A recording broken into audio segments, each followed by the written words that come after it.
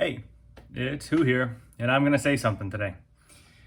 As you all are probably here at this channel checking my video out, you're probably here because I do some Cinewhooping. I fly through homes, spaces, places with people without them. This is what I do. I'm doing it professionally. I've been lucky enough and blessed to have the opportunity to fly and get paid to do it. I couldn't ask for anything else, to be honest with you. It's a dream come true, ultimately.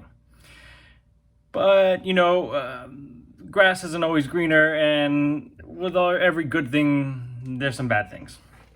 So, I'm going to talk a little bit today about, the benefits and the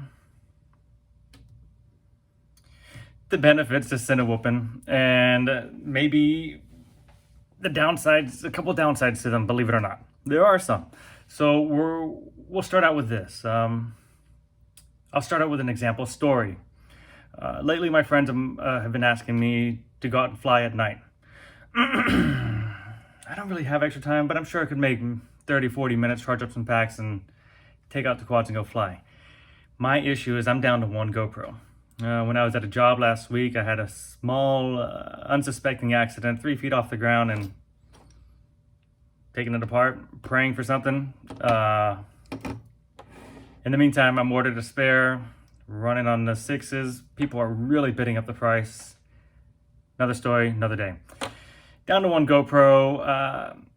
I have a few jobs lined up this past week, and sorry guys, I can't go. I can't risk my quads, my gear right now. You're saying, why don't you have any fun quads? Why don't you have any fun quads built out? Honestly, they probably work, they probably fly, but I'm not going to be risking goggles or any kind of gear that I need to actually work to fly. Boom, there we go. I can't fly, I have to work. So the fun factor was just taken out for me this past week, down to one GoPro. It's encouraging me to build another, maybe 2 or 3 fun builds just to have around, so I can go fly on these nights when I do have work the following day. Maybe double down on either some analog goggles just to have them around. But it's bringing me to my point. There are times where work has to supersede fun. And ultimately, I got into this hobby for fun, to escape my normal job of photography, which became sort of mundane, sort of like just a usual run through, show up to a job, do what I have to do, capture it, come back, process it. It definitely wasn't an escape for me emotionally, or just to get things off my chest. If I wanted to go out and go fly, so go photograph. Flying became that to me. It was my escape. When I was done shooting and tired of shooting all week, instead of picking up the camera, I'd pick up the remote and goggles and go fly. I'm still able to do that. I still have time to do that. But this week I had to really weigh it out. What's it gonna be? Fun or work? The obvious choice was work for me. Sorry guys, we will get to flying, I'm sure. So, it's freelance. At the end of the day, I'm out there going out every day, reaching out to new clients, potential clients, taking on jobs at the same time. And along the way, if you're going to do this path, if you're going to decide to take this path, you have to be ready to accept the answer no. And not take it personal, and not take it, offensive or anything like that. If I landed every job I pitched, I probably wouldn't be making this video right now for fun. I probably wouldn't have time to. So, you have to accept the reality that you're going out here and you're doing something new. You're taking on new tech. You are bringing something that a client has very likely not seen before in their entire lives, or even understands exists at this point in time. So there's gonna be, a little friction here and there sometimes. It's up to you to really sell your device, and that becomes another leg of it. You might think, oh my God, I'm getting paid to fly. This is everything I've ever wanted. I hate sitting at my desk right now. I need to get out of here. To be fair, I don't have your perspective. I've never sat behind a desk. I have been blessed with that too, but these are all my choices. I knew I could never really work well for somebody else. But make sure that this is truly what you want to do if you have a day job. Do not quit it right off the bat. Do not think that it's going to be all peachy, cheery, landing gigs every week kind of deal. There's a lot of work and a lot of self-motivation you need to get up every morning and to go out there and hustle. That's basically it, hustling. There's a couple local guys down here who are really exemplifying basically everything I'm talking about right now. And they're really taking it to the next level. They're landing clients they never even expected they could have.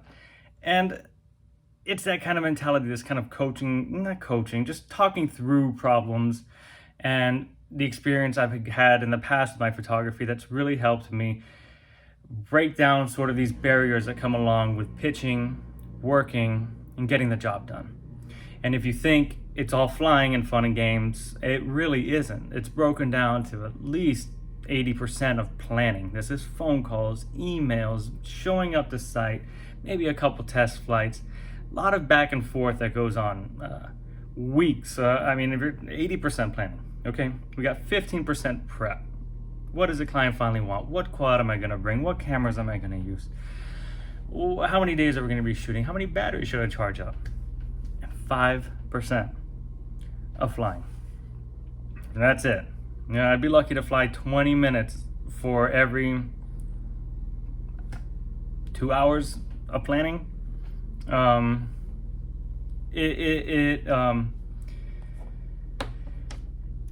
It's a fun ride, but you have to be motivated. You have to be ready to get out of bed every day. You have to be able to take no and just brush it right off and move on to the next one.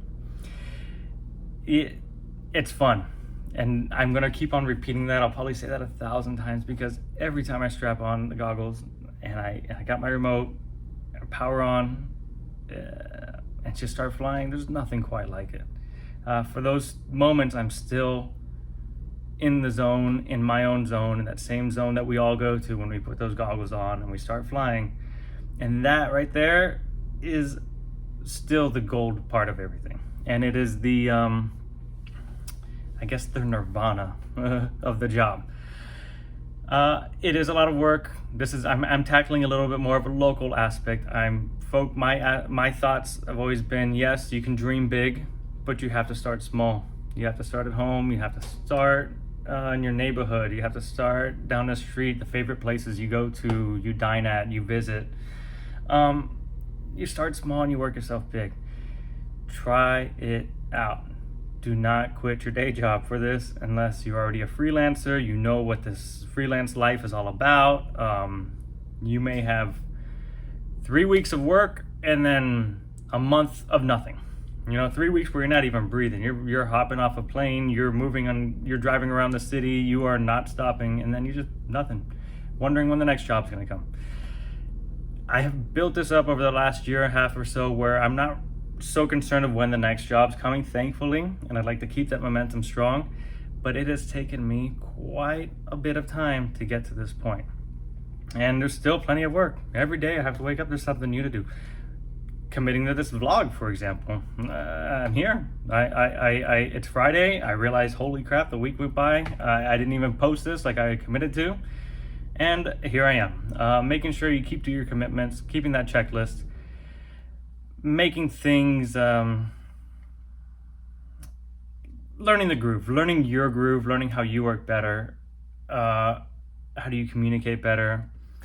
How do you talk to clients better? You have to know yourself pretty well to work, to take it to that next level and sell this. So ultimately what I've gathered here and talked about a little bit is if you're going to take this decision to leap into drones, FPV, cinematography, or even combination. I've been using Mavic Minis now. I gotta say that I've been using Mavic Minis now to establish my scenes. That's a whole other level. But if you're gonna get into this world and consider leaving your job, a job you may have currently, think about it and maybe do a couple trial jobs. See how this goes. See how the momentum picks up. Because it is a lot of work and it's basically freelance work. You are doing freelance. You are never guaranteed X amount of dollars a week. You are not guaranteed health insurance or any of those things. I have a family now, 2 little girls. I have a third on the way. things are getting serious. I got health insurance to pay for. I got home insurance to pay for. I got bills. And these are things that they're a reality that you should consider before you take the next step. Again, I encourage everybody who's out there who wants to try this to please try it out, because there really is nothing like it. It is so much fun to fly. You already know this. Now, to get paid to do it is ultimately a dream come true. But there are just certain steps, certain things you should consider before moving forward with that. I hope this video has helped you break down some of these thoughts. If you have been thinking about it, if you have any questions, I'm always available. You can reach out to me on my IG account or leave a comment here in the video. As always, I appreciate you guys' time. Thank you for watching. Hope you guys have a good weekend, and I'll see you next week.